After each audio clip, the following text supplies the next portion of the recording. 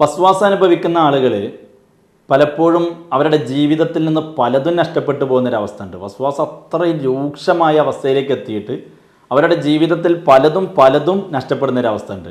കാരണം മനുഷ്യൻ എന്നുള്ളത് സോഷ്യലായിട്ട് കണക്റ്റഡ് ആണ്. അതെ അതെ. അപ്പോൾ സോഷ്യൽ എൻഗേജിങ്, അതായത് ഈ ഒരു OCD അനുഭവിക്കുകയാണെങ്കിൽ സോഷ്യലായിട്ട് കൂടുതൽ കണക്ഷൻ ഉണ്ടാവില്ല. അതിൽ അവരുടെ ഫ്രണ്ട്സ് സർക്കിൾ ആവട്ടെ, ഫാമിലി ആവട്ടെ, ഫാമിലിയിൽ നിന്ന് പോലും അന്യവൽക്കരിക്കപ്പെടുന്ന ഒരു രൂപത്തിലുള്ള ഒരു പ്രവണത ഉണ്ടാവാറുണ്ട്. കാരണം ഈ OCD അനുഭവിച്ചതിൻ്റെ കാരണത്താൽ സമൂഹത്തിൽ നിന്ന് ഒറ്റപ്പെടൽ അനുഭവിക്കുകയാണല്ലോ. എന്താണ് ഇതിലേക്കുള്ള എത്താനുള്ള കാരണങ്ങളൊക്കെ എന്താണ്? അതെ, അതൊരു പ്രധാനപ്പെട്ട ഒരു ചർച്ചയാണ്. അതായത് വസ്വാസം അനുഭവിക്കുന്ന അല്ലെങ്കിൽ OCD അനുഭവിക്കുന്ന ആളുകളുടെ ഒരു ഒറ്റപ്പെടലുണ്ട്. അതിൽ ആദ്യം പറയേണ്ട ഒരു പോയിന്റ് എന്താ അറിയോ? വസ്വാസം അനുഭവിക്കുന്ന ആളുകളുടെ മാനസികമായ അവസ്ഥയും അവരനുഭവിക്കുന്ന ഒരു പ്രത്യേകമായൊരു അവസ്ഥ ഉണ്ട്. അത് ആർക്കും മനസ്സിലാക്കാൻ പറ്റില്ല, അനുഭവിക്കുന്നവർക്ക് മാത്രം അനുഭവിക്കാൻ പറ്റുന്ന ഒരവസ്ഥയാണ്. അനുഭവിക്കുന്നവർക്ക് മാത്രം മനസ്സിലാക്കാൻ പറ്റുന്ന ഒരവസ്ഥയാണത്. അത് പറയാൻ കാരണം എന്താണെന്ന് വെച്ചാൽ, വസ്വാസ് നമ്മൾ കാണുന്ന ഒരു ശൈലിയൊന്നും അല്ല കേട്ടോ അവരുടെ ഉള്ളിലും അവരുടെ ജീവിതവും. നമുക്ക് പുറത്തുനിന്നൊക്കെ ചിലപ്പോൾ വേണമെങ്കിൽ ചില ആളുകളൊക്കെ കണ്ടേക്കാം, പക്ഷേ അറിവ് വേറെ, അതെ, തിരിച്ചറിവാണല്ലോ. അതെ, അറിവും തിരിച്ചറിവും തമ്മിൽ ഭയങ്കര വ്യത്യാസമുണ്ട്. അപ്പൊ അതിലെന്താന്ന് വെച്ചാൽ, അവരെ സംബന്ധിച്ചിടത്തോളം അവരെ അനുഭവിച്ചിട്ട് അതിൽ നിന്ന് മനസ്സിലാക്കിയെടുത്ത ചില കാര്യമുണ്ട്, അനുഭവിച്ച് അത്രയും മാനസികാവസ്ഥ. അപ്പൊ അതില് ഏറ്റവും പ്രധാനപ്പെട്ട ഒരു കാര്യം എന്താണെന്ന് വെച്ചാൽ, ഈ വസ്വാസം അനുഭവിക്കുന്ന ആളുകൾക്ക് എല്ലാ സമയത്തും ചിന്തകളായിരിക്കും, ടെൻഷനായിരിക്കും, ഫുൾ ടൈം ടെൻഷൻ. കാരണം ചിന്തകൾ നിരന്തരം വരിക.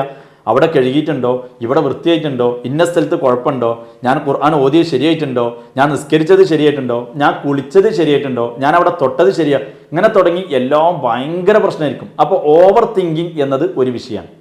പക്ഷെ നിരന്തരമായിട്ട് ഒരാൾക്ക് ഇതുപോലത്തെ ചിന്തകൾ വന്ന് അതെവിടെ എത്തും? സ്ട്രെസ് അല്ലെങ്കിൽ ടെൻഷൻ എന്ന അവസ്ഥയിലേക്ക് എത്തും. അപ്പോൾ ഓവർ തിങ്കിങ് ഉള്ള അയാൾക്ക് ടെൻഷനിലേക്ക് എത്തും. അപ്പോൾ ടെൻഷൻ വരാൻ തുടങ്ങി. ടെൻഷൻ എന്ന് പറയുന്നത് പിന്നെയും നിരന്തരമായിട്ട് ഒരാളുടെ ജീവിതത്തിൽ ടെൻഷൻ വന്നാൽ അത് സ്ട്രെസ്സിലേക്ക് എത്തും. കാരണം ടെൻഷൻ അനുഭവിച്ച് ഒരട്ടല്ല രണ്ടട്ടല്ല ഓരോ ദിവസം. ഇപ്പം നിസ്കാരത്തിൻ്റെ വിഷയത്തിലാണ് ഒരാൾക്ക് പ്രശ്നമെങ്കിൽ ഒരു ദിവസം അയാൾ ചുരുങ്ങിയത് 5 നേരമെങ്കിലും എന്ത് ചെയ്യുന്നുണ്ട്? അതിൻ്റെ പേരിൽ ടെൻഷൻ അനുഭവിക്കുന്നുണ്ട്. ചുരുങ്ങിയത്. ചിലപ്പോൾ ആളുകൾ പിന്നെയും ആവർത്തിച്ച് നിസ്കരിക്കുന്ന ഘട്ടങ്ങളാണെങ്കിൽ അതിനേക്കാളും കൂടും. എന്ന പോലെ തന്നെ വലിയ ശുദ്ധിയുടെ കുളിയുടെ വിഷയത്തിലാണ് ഒരാൾക്ക് പ്രശ്നമെങ്കിൽ, സാധാരണ വസ്വാസ് ഈ വലിയ ശുദ്ധിയുടെ കുളിയുമായി ബന്ധപ്പെട്ട പ്രശ്നത്തിനാണെങ്കിൽ ചില ആളുകൾക്ക് എല്ലാ ദിവസവും വലിയ ശുദ്ധി കുളിക്കും. അതെന്തേ? ഇന്നലെ ഞാൻ കുളിച്ചു, ഇന്നലെയാണ് ഒറിജിനൽ കുളിക്കേണ്ടത്, പക്ഷേ കുളിച്ചിട്ടുണ്ടെങ്കിലോ അത് ശരിയായിട്ടില്ല. അപ്പോൾ അഥവാ ശരിയായിട്ടില്ലെങ്കിലോ ഇന്ന് കുളിച്ചത് ശരിയാവട്ടെ, ഇങ്ങനെ ചിന്തിക്കും. നാളെ കുളിക്കുന്ന സമയത്ത് അപ്പോഴും നീയത്ത് വെക്കും, മറ്റന്നാളെ കുളിക്കുമ്പോൾ അപ്പോഴും നീയത്ത് വെക്കും. അപ്പോൾ എന്നൊക്കെ കുളിക്കുന്നോ അന്നൊക്കെ നീയത്ത് വെക്കുന്ന ഒരു ശൈലിയാണ് ഈ വലിയ ശുദ്ധിയുടെ വിഷയത്തിൽ വസ്വാസുള്ള ആൾക്കാർ ചെയ്യുക. അപ്പോൾ എല്ലാ ദിവസവും അവർക്ക് ടെൻഷനാണ്. ഇത് ദുനിയാവിലും ആഖിറത്തിലും ടെൻഷൻ അനുഭവിക്കുന്ന, അല്ലെങ്കിൽ ദുനിയവിയായ വിഷയത്തിലും ഉഖ്റവിയായ വിഷയത്തിലും അത് രണ്ടിലും ടെൻഷൻ അടിക്കുന്ന വിഭാഗമാണ് വസ്വാസുകാർ. ബഹുമാനപ്പെട്ട ഇബ്നു ഹജൽ ഹൈതമി റളിയല്ലാഹു അൻഹു ഫതാവൽ കുബ്രയിൽ പറയുന്നൊരു ഭാഗമുണ്ട്. അതെന്താ? അൽ വസ്വസത്തു മിനശ് ശൈത്താൻ. വസ്വാസ് എന്ന് പറയുന്നത് ഷെയ്ത്താനിൽ നിന്നുള്ളതാണ്. അപ്പോൾ ഷെയ്ത്താന്റെ ദുർബോധനമാണ് വസ്വാസ് എന്ന് പറയുന്നത്. എന്നാൽ എന്താണ് ഷെയ്ത്താൻ ഇതുകൊണ്ട് ലക്ഷ്യമാക്കുന്നത്? എന്താണ് അവന്റെ പെർപ്പസ് എന്ന് പറയുന്നത്? വ ഇന്നമാ യുരീദു ബിഹ. ഈ വസ്വാസ് കൊണ്ട് ഷെയ്ത്താൻ ലക്ഷ്യമാക്കുന്ന എന്താണ്? ബഹുമാനപ്പെട്ടവർ പറയാണ്, ഇഫ്സാദ ദീനിൽ മുഅ്മിനി വ ഇദ്ഖാലിൽ ഹസനി അലൈഹി. ഇത് വളരെ കൃത്യമാണ്. അഥവാ ഒരു ഇഫ്സാദ ദീനിൽ മുഅ്മിനി, ഒരു മുഅ്മിനായ മനുഷ്യന്റെ ദീന്, അവന്റെ ആത്മീയതയെ നശിപ്പിക്കുക എന്നുള്ളതാണ് ഷെയ്ത്താന്റെ ഏറ്റവും പ്രധാനപ്പെട്ട ലക്ഷ്യം. അപ്പോൾ അവന്റെ നിസ്കാരത്തിലാവട്ടെ, ഇബാദത്തിലാവട്ടെ, മറ്റുള്ള കാര്യങ്ങൾ എല്ലാത്തിലും അത് ശരിയായിട്ടില്ല, നന്നായിട്ടില്ല എന്ന ചിന്ത വരുന്നു. അത് മുഖേന അവൻ അതിന്റെ പേരിൽ ഇങ്ങനെ എപ്പോഴും ടെൻഷൻ അടിച്ച് നടക്കുന്നു. അതിൽ പിന്നെ മാനസികമായിട്ട് ഭയങ്കരമായിട്ട് തളരുന്നു എന്ന് പറഞ്ഞാൽ ഇതൊക്കെ നശിച്ചു കഴിഞ്ഞാൽ പിന്നെന്തായി? അവന്റെ ആത്മീയത നശിച്ചു. അവന്റെ ആഖിറം നശിക്കാൻ അത് കാരണമാണ്. അത് മാത്രമല്ല, വ ഇദ്ഖാലിൽ ഹസനി അലൈഹി, എല്ലാ സമയത്തും അവനക്ക് ദുഃഖം, ഭയങ്കര ടെൻഷൻ. അപ്പൊ അതുകൊണ്ട് ദുനിയാവിൽ അല്ലാഹു തആല എന്തൊക്കെ നിഅമത്ത് അവനക്ക് കൊടുത്തിട്ടുണ്ടെങ്കിലും അതൊന്നും ആസ്വദിക്കാൻ അവനെ കൊണ്ട് പറ്റൂല. അതാണ് എല്ലാ സമയത്തും. ഇപ്പൊ ഉദാഹരണം പറയാം, ഒരു പുരുഷനാണ്, ഒരു വീട്ടുനാഥനാണ് ഒരാൾക്ക് വസ്വാസ് ഉള്ളത് എങ്കിൽ ആ വീട്ടുകാരന് വസ്വാസ് ഉണ്ടാകുമ്പോൾ അവന്റെ ഭാര്യ ഉണ്ട്, മക്കളുണ്ട്, കുടുംബങ്ങളുണ്ട്, കാറുണ്ട്, ബൈക്കുണ്ട്, അവനക്ക് നല്ല സമ്പാദ്യമുണ്ട്, ഇതൊന്നും ഉണ്ടായിട്ട് കാര്യമില്ല. കാരണം എന്താ? അവൻ ഫുൾ ടൈം ഇതിനാണ് അവന്റെ ചിന്ത. അവന്റെ ഫോക്കസ് എന്ന് പറയുന്നത് ഞാൻ നേരത്തെ ചെയ്ത് ശരിയായിട്ടുണ്ടോ, ഇനി ഞാൻ എന്താ ചെയ്യേണ്ടത്, ഇപ്പൊ ഒരു നിസ്കാരമാണ് പൂർത്തിയായിട്ടുള്ളൂ, റബ്ബേ ഇനി അടുത്ത നിസ്കാരം, ഇതാണ് അവന്റെ മൈൻഡിലുള്ളത്. ഇതവന് മാത്രം ബാധിക്കുന്നതല്ലല്ലോ. അല്ല, ഓക്കെ, അത് അവന്റെ കുടുംബത്തിന് പോലും തീർച്ചയായിട്ടും ഇത് അവനെ മാത്രം, അത് ഒരു പ്രധാനപ്പെട്ട ഒരു കാര്യമാണ്. അതായത് ഈ ഒരു പ്രശ്നം എന്ന് പറയുന്നത് അവനെ മാത്രം ബാധിക്കുന്നതല്ല. ഇപ്പൊ സത്യത്തിൽ പല ആളുകൾ എന്ത് ചെയ്യുന്നു വെച്ചാൽ ഈ വസ്വാസ് വന്നിട്ട് ചിലപ്പോൾ ഡിപ്രസ്ഡ് മൈൻഡിലേക്ക് പോകുന്നവരുണ്ട്, അതുപോലെ തന്നെ ആങ്സൈറ്റി അവസ്ഥയിലേക്ക് പോകുന്ന ആൾക്കാരുണ്ട്. അവർ ചിലപ്പോൾ വേണമെങ്കിൽ വേറൊരാളെ നിർബന്ധിപ്പിക്കുക, അവരുടെ കാര്യമായിട്ട് അവരിങ്ങനെ ഉൾവലിഞ്ഞ് നിൽക്കുകയാണ്. അപ്പോൾ അവർക്ക് ഫുൾ ടൈം എനിക്ക് ആരുമില്ല, എന്നെ മനസ്സിലാക്കാൻ പറ്റിയ ആരുമില്ല, എന്നെ എന്താണ് ഇങ്ങനത്തെ അവസ്ഥയിൽ മനസ്സിലാക്കാത്തത്, എന്താ എൻ്റെ വിഷയത്തിൽ ആരും ശ്രദ്ധിക്കാത്തത്, എന്താ എല്ലാവരും ഇങ്ങനെ വൃത്തിയില്ലാതെ നടക്കുന്നത്, അങ്ങനെയൊക്കെയാണ് അവർ ചിന്തിക്കുന്നത്. അപ്പോൾ അവരെ മനസ്സിലാക്കുന്ന ആരും ഇല്ല എന്ന ഒറ്റപ്പെടലാണ് യഥാർത്ഥത്തിൽ അവരനുഭവിച്ചു കൊണ്ടിരിക്കുന്നത്. ഒറ്റപ്പെടൽ വല്ലാത്തൊരവസ്ഥയാണ്. അതേസമയം ഇത് മറ്റൊരു വലിയ പ്രശ്നം എന്താ അറിയോ, വസ്വാസുള്ള ഒരു കുടുംബത്തിൽ അന്വേഷിച്ച് നോക്കിയാൽ മതി, ഇത് അവർ മാത്രം അനുഭവിക്കുന്ന ഒരു പ്രശ്നമല്ല. അതാണ് നിങ്ങളിപ്പോൾ സൂചിപ്പിച്ചൊരു വിഷയം. അതായത് അവര് മാനസികമായിട്ട് വല്ലാതെ പ്രയാസം അനുഭവിക്കും, പ്ലസ് അവരുടെ സർക്കിളിലുള്ള ആളുകളും പ്രയാസം അനുഭവിക്കും. ഇപ്പൊ ഉദാഹരണം പറയാം, എനിക്കാണ് പ്രശ്നം ഉള്ളത് എങ്കിൽ, എനിക്കാണ് ഈ പറഞ്ഞ വസ്വാസിന്റെ ബുദ്ധിമുട്ടുള്ളത് എങ്കിൽ അത് എന്നിൽ മാത്രം ഒതുങ്ങൂല. അതെന്ത് ചെയ്യും, എൻ്റെ മകനോട്, എൻ്റെ ഭാര്യയോട്, എൻ്റെ മക്കളോട്, അല്ലെങ്കിൽ എൻ്റെ ആരാണോ എൻ്റെ കൂടെ ഉള്ളെങ്കിൽ അവരെ ഞാൻ ചില കാര്യങ്ങൾ ഫോഴ്സ് ചെയ്തുകൊണ്ടിരിക്കും. ഇപ്പോൾ ഉദാഹരണം പറയാം, ഇവിടെ ഇവിടെ ചില സ്ഥലങ്ങളിൽ നെജിസുള്ളതായിട്ട് എനിക്ക് തോന്നുകയാണെങ്കിൽ ഞാനിവിടെ ഒക്കെ വൃത്തിയാക്കിക്കൊണ്ടിരിക്കും. ഇനി ചിലപ്പോൾ എൻ്റെ ഭാര്യനോട് പറയും ഇവിടെ നന്നായിട്ട് വൃത്തിയാക്കണം കേട്ടോ, ഇവിടെ ഒന്ന് ക്ലീൻ ചെയ്യണം കേട്ടോ, ഇവിടെ ചെരുപ്പ് ഉപയോഗിക്കണം കേട്ടോ, അല്ലേ, ഇവിടെ ചെരുപ്പ് ഉപയോഗിക്കണം എന്ന് പറയും. പുറത്തിറങ്ങിയിട്ട് അകത്തേക്ക് കയറുന്ന സമയത്ത് ചിലപ്പോൾ പറയുന്നത് കാല് കഴുകാതെ അകത്തേക്ക് കയറരുത്, ചെരുപ്പ് ഉപയോഗിക്കാതെ പുറത്തേക്ക് പോകരുത്, അതുപോലെ അവിടെ തൊടരുത്, അവിടെ ഇരിക്കരുത്, അവിടെ നടക്കരുത്, ഇങ്ങനെ തുടങ്ങിയിട്ട് ഒരുപാട് നിർദ്ദേശങ്ങൾ കൊടുക്കും. അപ്പൊ സത്യത്തിൽ ഇതുകൊണ്ട് സംഭവിക്കണം എന്താന്ന് വെച്ചാൽ വീട്ടുകാരും ഇതുകൊണ്ട് പ്രയാസപ്പെടുന്നു. അപ്പൊ അയാളിൽ മാത്രം ഒതുങ്ങി നിൽക്കുന്നില്ല, ഈ പ്രയാസം കൊണ്ട് മറ്റുള്ളവരും ബുദ്ധിമുട്ടുന്നു എന്ന് ചുരുക്കം. ഇത് പലപ്പോഴും എന്താന്ന് വെച്ചാൽ ഇത് പകർച്ചവ്യാധി പോലെ വരാറുണ്ട്. സാംക്രമിക രോഗമാണ് എന്തപ്പോ ഇത് സാംക്രമിക രോഗമാണെന്ന് ചോദിച്ചാൽ സത്യത്തിൽ അങ്ങനെ സാംക്രമിക രോഗം എന്നല്ല, ഇത് നമ്മൾ പറയാറുണ്ട് ഇതൊരു പകർച്ചവ്യാധിയാണ്. പകർച്ചവ്യാധി എന്ന് പറഞ്ഞാൽ എങ്ങനെ പകർച്ചവ്യാധി, അതായത് ഈ വസ്വാസ് എന്നുള്ളത് പകർച്ചവ്യാധി എന്ന് പറയുന്ന ആ ശൈലിയിലല്ല. ഇത് വസ്വാസ് അനുഭവിക്കുന്ന ആളുകളിൽ നിന്ന് എന്തോ പ്രത്യേകമായ അണുബാധ മറ്റുള്ളവരിലേക്ക് പകരും എന്നതല്ല, വൈറസ് മുഖേന അങ്ങനെയല്ല. പിന്നെ എങ്ങനെ, അഥവാ ഇത് മുഖേന മറ്റൊരാളിലേക്ക് എത്തുന്ന ചില ഘട്ടമുണ്ട്. അഥവാ നമ്മുടെ ഭാര്യയോട്, ഞാനിപ്പോൾ എനിക്ക് വസ്വാസ ശുദ്ധീകരണത്തിന്റെ വിഷയത്തിലാണെങ്കിൽ എനിക്ക് വസ്വാസം ഉണ്ടെങ്കിൽ ഞാൻ അവരോട് പറയും, ഇതാ ഇവിടെ നിന്ന് ഇരിക്കല്ലോ, ഇവിടൊക്കെ കഴുകണം, ഇന്ന സ്ഥലത്ത് വൃത്തിയാക്കണം, ഇന്ന രൂപത്തിൽ കഴുകണം. അല്ലെങ്കിൽ മക്കളോട് ഞാൻ പറയാണ്, മക്കളോട് ഇങ്ങനെ പറയാണ്, ഇതാ മോനെ അങ്ങനെ കയറല്ലേ, അവിടെ തൊടല്ലേ, ഇവിടെ ഇരിക്കല്ലേ എന്ന് നിരന്തരമായിട്ട് നമ്മൾ നെഗറ്റീവ് ഇഞ്ചക്ഷൻ കൊടുത്തുകൊണ്ടിരിക്കുകയാണെങ്കിൽ അവിടെ സംഭവിക്കുന്ന വലിയൊരു അപകടം എന്താ, ഇത് നിരന്തരമായിട്ട് പറഞ്ഞ് കുറച്ച് എത്തുന്ന സമയത്ത് അവരുടെ മൈൻഡിലും അത് തന്നെ സേവ് ചെയ്യപ്പെടും. അപ്പൊ നിരന്തരമായി പറയുമ്പോൾ ഇങ്ങനെയാണ് കഴുകേണ്ടത്, ഇങ്ങനെയാണ് വൃത്തിയാക്കേണ്ടത് എന്ന അവസ്ഥയിലേക്ക് എത്തും. ചെറിയ കുട്ടികളാണെങ്കിൽ ഇമിറ്റേഷൻ തുടങ്ങും ചെയ്യും. അതെ, ചെറിയ കുട്ടികളാകുമ്പോൾ ചെറിയ പ്രായത്തിൽ തന്നെ ഇമിറ്റേഷൻ തുടങ്ങും. അപ്പൊ ഇതെന്താ സംഭവിക്കുന്നതെന്ന് വെച്ചാൽ ഈ പറയപ്പെട്ട പ്രശ്നം മറ്റൊരാളിൽ ഇഞ്ചക്ട് ചെയ്യപ്പെടുകയാണ്. അത് മനഃപൂർവ്വം ആയിക്കൊള്ളുന്നില്ല, ആരും അറിഞ്ഞുകൊണ്ട് അവർക്ക് അസുഖം ഉണ്ടാവണം എന്ന് കരുതിയിട്ടല്ല, പിന്നെയോ അവരുടെ ആ ഒരു പ്രഷറിൽ പറഞ്ഞു കൊടുത്തതാണ്. പക്ഷെ പിന്നീട് അവർക്കും ഉണ്ടാവാറുണ്ട്. ഇപ്പോൾ എൻ്റെ അടുത്ത് കൗൺസിലിങ്ങിന് വന്ന ചില ആളുകൾ, ഇത് ഇപ്പോൾ എനിക്ക് ഓർമ്മയുണ്ട്, എത്രയോ മുഖങ്ങൾ എനിക്കറിയാം. അതിൽ ചില ആളുകൾ പറയുന്നത് എങ്ങനെ തുടങ്ങി എന്ന് ചോദിച്ചാൽ എനിക്ക് പ്രശ്നങ്ങളൊന്നുമില്ലായിരുന്നു. പിന്നെയോ ചില പെൺകുട്ടികൾ പറയും എനിക്ക് പ്രശ്നമൊന്നുമില്ല ഉസ്താദേ, എൻ്റെ കല്യാണം കഴിയുന്നവരെ യാതൊരു കുഴപ്പമില്ലായിരുന്നു. പിന്നെ കല്യാണം കഴിഞ്ഞതിന് ശേഷം ഹസ്ബൻഡിൻ്റെ വീട്ടിലേക്ക് ചെന്നപ്പോൾ ഹസ്ബൻഡിൻ്റെ ഉമ്മ ഈ വിഷയത്തിൽ കർക്കശ സ്വഭാവമുള്ള ആളായിരുന്നു. അവിടെ കഴുകരുത്, അല്ലെങ്കിൽ കഴുകിയത് ഇങ്ങനെ കഴുകണം, ഇന്ന രൂപത്തിൽ തുടക്കണം, ഇന്ന രൂപത്തിൽ ചെയ്യണം എന്നൊക്കെ പറഞ്ഞ് പലപ്പോഴും അവർ നിർബന്ധിപ്പിച്ചപ്പോൾ അങ്ങനെ പിന്നെ ഞാൻ ചെയ്യാൻ തുടങ്ങി. പിന്നെ എനിക്കും അത് ചില സംശയങ്ങളായി മാറി. ഇങ്ങനെ തുടങ്ങിയ ആൾക്കാരുണ്ട്. ചിലപ്പോൾ ഭർത്താക്കന്മാർക്ക് വസ്വാസമുള്ളതാണ്. അപ്പോൾ അവരിങ്ങനെ പറയും, റൂമിൽ എന്തെങ്കിലുമൊക്കെ കാണുമ്പോഴേക്കും ഇവിടെ വെള്ളം ഒഴിച്ചേക്ക്, ഇവിടെ ഇന്ന വൃത്തിയാക്കി എന്നൊക്കെ പറഞ്ഞിട്ട് അങ്ങനെ തുടങ്ങിയ ആളുകളുണ്ട്. അപ്പോൾ സത്യത്തിൽ ഇത് ഭർത്താവിൽ നിന്ന് ഇങ്ങോട്ട് കിട്ടിയതാണ്, അല്ലെങ്കിൽ ഭർത്താവിൻ്റെ ഉമ്മയിൽ നിന്ന് ഇങ്ങോട്ട് കിട്ടിയതാണ്. ഇതെന്തല്ല, വൈറസ് മുഖേന കിട്ടിയതല്ല.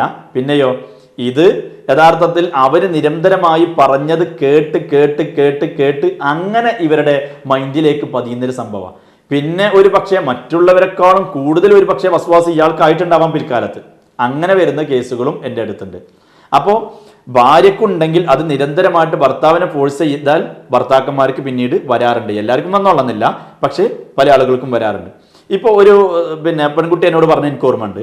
ആള് എന്താന്ന് വെച്ചാൽ നിരന്തരമായിട്ട് നിസ്കാരത്തിലെ ഫാത്തിഹയുമായി ബന്ധപ്പെട്ട് അത്തഹിയാത്തുമായി ബന്ധപ്പെട്ടിട്ട് എന്ത് ചെയ്യും, നിരന്തരം ഭർത്താവിനോട് ചോദിക്കും, എനിക്ക് ഫാത്തിഹയിൽ ഇന്ന ഭാഗത്ത് ഇന്ന കുഴപ്പമുണ്ട്, ഞാൻ നിസ്കരിക്കുന്ന സമയത്ത് ക്ലിയർ ആയിട്ടുണ്ടോ എനിക്ക് ഡൗട്ട്, അത്തഹിയാത്ത് പോകുന്ന സമയത്ത് കുഴപ്പമുണ്ടോ എന്ന് എനിക്ക് ഡൗട്ട്. ഇത് നിരന്തരമായിട്ട് ചോദിക്കും. അതിനു പുറമെ ഭർത്താവ് അടുത്തുനിന്ന് നിസ്കരിക്കുന്ന സമയത്ത് ഭാര്യപ്പുറത്തുനിന്ന് പറയും, നിങ്ങൾ നിസ്കരിച്ച സമയത്ത് ആ ഫാത്തിഹ ഓതിയപ്പോൾ ശരിയായിട്ടില്ല കേട്ടോ. പക്ഷെ എന്താ സംഭവിച്ചതെന്ന് വെച്ചാൽ കുറച്ച് ദിവസങ്ങൾ കഴിഞ്ഞപ്പോൾ അദ്ദേഹത്തിൻ്റെ മൈൻഡിലും ഇത് നിരന്തരമായിട്ട് ചിന്തകൾ വരാൻ തുടങ്ങി. പിന്നെ കുറച്ച് കഴിഞ്ഞതിന് ശേഷം ഈ ചെറുപ്പക്കാരൻ പറഞ്ഞു, ഇനി ദയവ് ചെയ്ത് എന്നോടൊന്നും പറയരുത്, കാരണം എനിക്ക് പോലും ഇത് ഭയങ്കര വസ്വാസായി, എനിക്ക് നിസ്കരിക്കാൻ പറ്റാത്ത അവസ്ഥയിൽ വരുന്നുണ്ട്. ആളുകൾക്കിടയിൽ ഞാൻ നിസ്കരിക്കുന്ന സമയത്ത് എല്ലാവരും എന്നെ നോക്കാൻ തുടങ്ങി, കാരണം ഞാൻ ആയത്തുകളും മറ്റും ആവർത്തിച്ച് റിപ്പീറ്റ് ചെയ്ത് ഓതുമ്പോൾ ആളുകൾ എന്നെ ശ്രദ്ധിക്കാൻ തുടങ്ങിയിട്ടുണ്ട്. അപ്പോൾ എവിടുന്ന് കിട്ടി? ഭാര്യ നിരന്തരമായിട്ട് ഫോഴ്സ് ചെയ്തു, അത് ഭർത്താവിലേക്ക് എത്തി. അപ്പോൾ ഇതുപോലെ വീട്ടിൽ ഒരു അംഗത്തിനുണ്ടായാൽ മറ്റുള്ളവർക്കും ഉണ്ടാവാൻ അങ്ങനെ സാധ്യത ഉണ്ട്. പിന്നെ അതിൽ കുട്ടികൾക്ക് ചിലപ്പോൾ വേണമെങ്കിൽ ഇതുപോലത്തെ ഒരു വലിയ പ്രശ്നം വരും. എന്തേ കാരണം? കുട്ടികളിലേക്ക് വരുന്നത് വളരെ ജാഗ്രതയോടുകൂടെ കാണേണ്ട ഒരു വിഷയമാണ്. അത് പലപ്പോഴും നമ്മുടെ മുമ്പിൽ കൊണ്ടുവരുന്ന ചില ചെറിയ കുട്ടികളുടെ അവസ്ഥകൾ സങ്കടം തോന്നാറുണ്ട് നമുക്ക്. നമ്മൾ ഒരു പക്ഷേ കൗൺസിലറായിട്ട് അവരുടെ മുമ്പിൽ ഇരിക്കുന്നുണ്ടെങ്കിൽ പോലും നമ്മുടെ ഉള്ളിലും ഒരു എന്താ പറയുക, ഒരു ഹൃദയമുണ്ട്. അവരുടെ സങ്കടങ്ങൾ കേൾക്കുമ്പോൾ, ചെറിയ കുഞ്ഞു മക്കൾക്ക് ഇതുപോലത്തെ പ്രശ്നങ്ങളൊക്കെ വരുന്നത് കേൾക്കുമ്പോൾ വേദനിക്കാറുണ്ട് പലപ്പോഴും. ചെറിയ മക്കൾ. അപ്പോൾ 10 വയസ്സുള്ള കുട്ടികൾ, ആൺകുട്ടിയാവാം പെൺകുട്ടിയാവാം, 8 വയസ്സുള്ള കുട്ടികൾ എൻ്റെ അടുത്ത് വന്നിട്ടുണ്ട്. 10 വയസ്സ്, 12 വയസ്സ്, 13 വയസ്സ്, 15 വയസ്സ്, അങ്ങനെ 18 വയസ്സിന് അല്ലെങ്കിൽ 15 വയസ്സിന് താഴെയുള്ള കുട്ടികൾ തന്നെ എമ്പാടും വസ്വാസിൻ്റെ വിഷയത്തിൽ പെട്ടുപോയിട്ടുണ്ട്. അപ്പോൾ അവരോട് നമ്മൾ ചോദിക്കുകയാണ് എങ്ങനെ ഇത് എത്തി എന്ന ചോദ്യത്തിന് മറുപടി അപ്പോഴാണ് ബാക്ക്ഗ്രൗണ്ട് നമ്മൾ ചെക്ക് ചെയ്ത് നോക്കുമ്പോൾ ഈ ബാത്റൂമിൽ പോയി വരുന്ന സമയത്ത് വാപ്പച്ചിക്ക് വസ്വാസം ഉണ്ടായിരുന്നു നേരത്തെ. അപ്പോൾ വാപ്പച്ചി എന്നോട് നിരന്തരമായിട്ട് ഇത് ഫോഴ്സ് ചെയ്തുകൊണ്ടിരിക്കും, അല്ലെങ്കിൽ ഉമ്മാക്ക് വസ്വാസം ഉണ്ടായിരുന്നു, അവർ നിരന്തരമായിട്ട് ഫോഴ്സ് ചെയ്യും. അതിൻ്റെ പേര് ചിലപ്പോൾ മക്കളെ അടിച്ചിട്ട് പോലും ഉണ്ട്. അങ്ങനെ വൃത്തിയാക്കിയാൽ പോരാ, അങ്ങനെ ചെയ്താൽ പോരാ എന്ന് പറഞ്ഞിട്ട് നിരന്തരമായിട്ട് മക്കളെ അടിക്കുന്നു, അല്ലെങ്കിൽ ബഹളം വെക്കുന്നു, അവരോട് നിരന്തരമായിട്ട് പലതും പറയുന്നു. പക്ഷെ എന്ത് സംഭവിക്കുന്നു വെച്ചാൽ ഒരു പരിധി അപ്പുറത്തുമ്പോൾ ഈ കുട്ടികളുടെ ഉള്ളിലും ഇത് രൂപപ്പെടുകയാണ്. ചെറിയ മക്കൾക്ക് പോലും ഇതൊരു വലിയ പ്രശ്നമാണ്. അതായത് ആ OCD അനുഭവിക്കുന്ന ആൾ അറിയാതെ ഈ ഒരു കുട്ടിയുടെ മനസ്സിൽ എന്താണ് ഇങ്ങനെ ആവണം എന്നുള്ളൊരു ചിന്ത രൂപപ്പെടണം. അതെ, അതായത് ഇതൊരിക്കലും വസ്വാസ് അനുഭവിക്കുന്ന വാപ്പയോ ഉമ്മയോ മക്കൾക്ക് ഉണ്ടാവണം എന്ന് കരുതിയിട്ടല്ല. ആ സമയത്ത് അവർക്ക് ഉണ്ടാകുന്ന ഒരു പ്രഷറും അവരനുഭവിക്കുന്ന ഒരു പ്രശ്നത്തിൽ നിന്ന് ഒരു മോചനം കിട്ടണം എന്ന് ആഗ്രഹിച്ച് ആ സമയത്ത് അവർ പറയുന്ന ഒരു വാക്കാണ്. ആ സമയത്ത് ചിലപ്പോൾ വേണമെങ്കിൽ വാപ്പാലി ഉമ്മ ഇവരൊക്കെ അഗ്രസീവ് സ്വഭാവം കാണിക്കാറുണ്ട്. ചില ആളുകൾ ഭയങ്കര വയലന്റ് ആവും. അഥവാ ഒരു സ്ഥലത്ത് എന്തിനാണ് അവിടെ ഇരുന്നത്? ആ സോഫയിൽ ഇരിക്കാൻ പറ്റില്ല, കാരണം ഇതിന് മുമ്പ് വന്ന ഒരാൾ ഇരുന്നത് നജിസുള്ളതായിട്ട് എനിക്ക് തോന്നിയിട്ടുണ്ട്, അപ്പോൾ അവിടെ ഇരിക്കാൻ പാടില്ല എന്ന് കർശനായിട്ട് പറയും. അപ്പോൾ ഇങ്ങനെ നിരന്തരമായിട്ട് കുട്ടികളോട് പറയുന്നത് അവരൊരിക്കലും ഈ വസ്വാസ് മക്കൾക്ക് ഉണ്ടാവണമെന്ന് ആഗ്രഹിച്ചിട്ടല്ല, പക്ഷെ അവരുടെ അപ്പോഴത്തെ ഒരു മാനസികാവസ്ഥയിൽ നിന്ന് രക്ഷപ്പെടണമെന്ന് ആഗ്രഹിച്ച് പറയുന്നതാണ്. പക്ഷെ പിൽക്കാലത്ത് എന്താവും, അത് മക്കളിലും അത് രൂപപ്പെടും.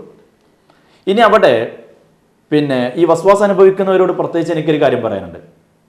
നിങ്ങൾ എന്ത് പറഞ്ഞാലും നമ്മൾ അനുഭവിക്കുന്നൊരു വിഷമമുണ്ടല്ലോ. നമുക്ക് എപ്പോഴാണ് ഉണ്ടായത് വസ്വാസ്? 25 വയസ്സായപ്പോൾ അല്ലേ, അല്ലെങ്കിൽ 40 വയസ്സായപ്പോൾ, അല്ലെങ്കിൽ 30 വയസ്സായപ്പോൾ, അല്ലെങ്കിൽ 18 വയസ്സായപ്പോൾ, അപ്പോഴല്ലേ നമുക്ക് വസ്വാസ് ഉണ്ടായത്.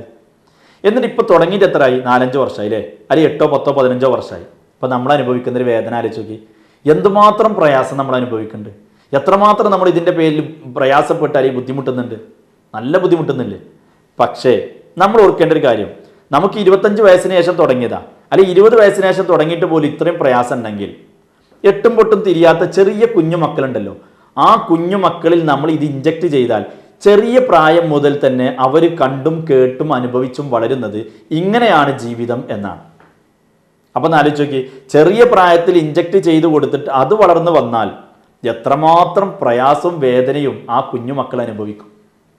അപ്പം അതുകൊണ്ട് വസ്വാസുള്ള ആൾക്കാരോട് എനിക്ക് പറയാനുള്ളത്, ഇത് നമ്മുടെ മക്കളിലേക്ക് അല്ലെങ്കിൽ മറ്റൊരാളിലേക്ക് ഇഞ്ചക്ട് ചെയ്യാതിരിക്കാൻ ശ്രദ്ധിക്കണം. എൻ്റെ അടുത്ത് വന്ന ഇപ്പോഴും എൻ്റെ കണ്ണിൽ നിന്ന് മറയാത്ത ഒരു അനുഭവമുണ്ട്. അഥവാ ഒരു പെൺകുട്ടിക്ക് വസ്വാസുണ്ട്,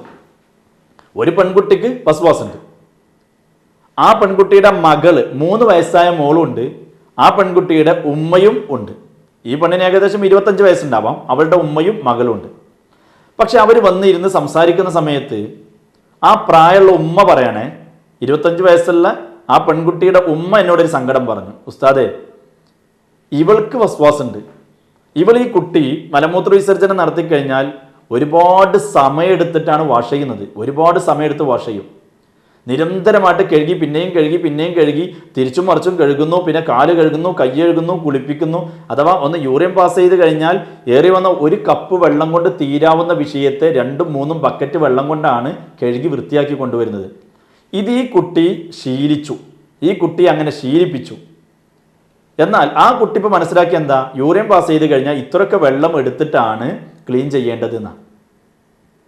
എന്നിട്ട് ഈ ഉമ്മ പറഞ്ഞൊരു വിഷയം എന്താ അറിയോ, ഒരിക്കൽ ഞാൻ എന്തായെന്ന് വെച്ചാൽ ഇവളില്ലാത്ത സമയത്ത് ഞാൻ ഈ ചെറിയ കുട്ടിയെ യൂറിൻ പാസ് ചെയ്തതിന് ശേഷം ഞാൻ എന്ത് ചെയ്തെന്ന് കഴുകി വൃത്തിയാക്കാൻ പോയി.